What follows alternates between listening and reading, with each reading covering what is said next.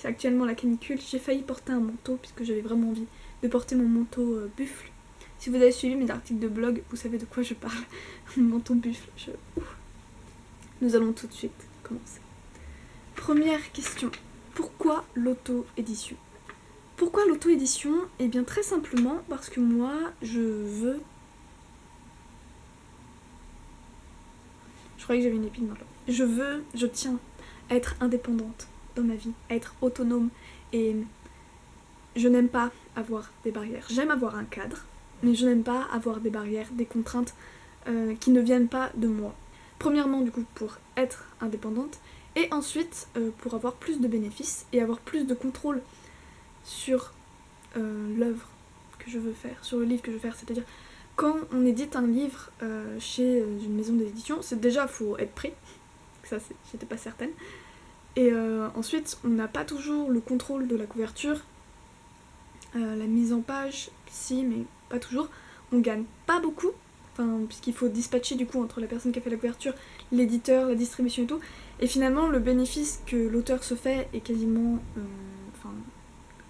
pas nul, mais c'est pas grand chose, et souvent les auteurs, à moins de faire des best-sellers, ils ont besoin d'avoir un autre emploi salarié, souvent, à côté. Donc moi je ne veux pas avoir d'autres emplois salariés à côté, je compte avoir d'autres projets à côté, et d'autres sources de revenus que mes livres, mais je compte quand même en avoir sur mes livres, donc autant optimiser le maximum, et prendre le maximum de flouze que je peux avoir en publiant un livre. Et c'est aussi, oui, je peux, en m'auto-publiant, je contrôle tout, je contrôle la couverture, le prix, la date de diffusion, toucher plus de bénéfices et être plus autonome et avoir le contrôle sur ce que je fais. J'aime avoir le contrôle.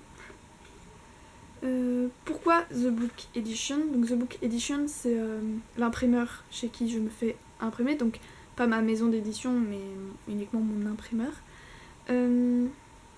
Pourquoi eux? J'ai comparé tous les sites, donc il y avait Colibri, Imprimer mon livre, enfin il y en avait pas mal.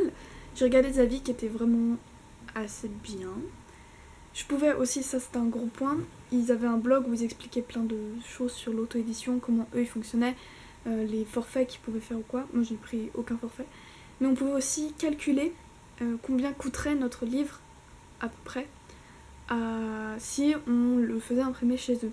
Et ça c'était assez important pour moi, de savoir combien j'allais devoir dépenser et combien d'argent il me fallait pour imprimer ce que je voulais faire. Pourquoi avoir publié ce livre-là en particulier? Je vous le répète suffisamment, je compte publier d'autres livres, des romans, des histoires, des nouvelles, ce genre de choses, en cours d'écriture.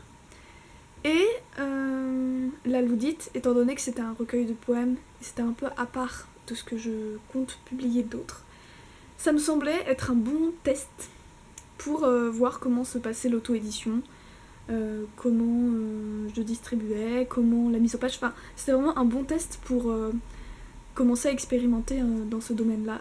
À qui s'adresse ce livre? Honnêtement, j'ai pas de public particulier.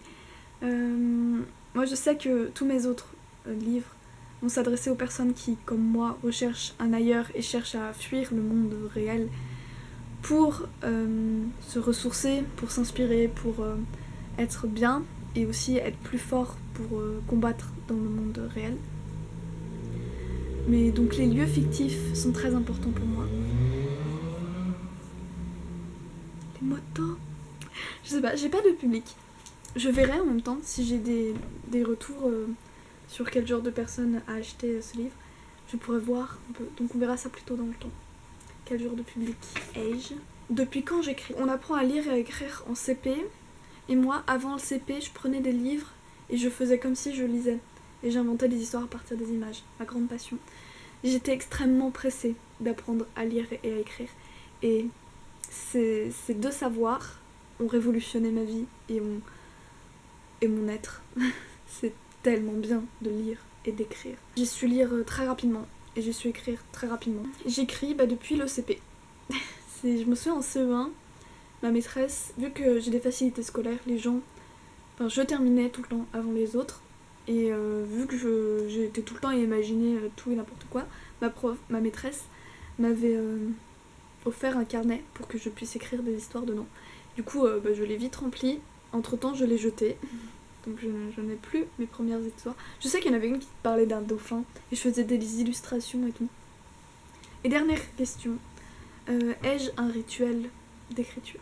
Le son influe énormément sur mon écriture, je pense.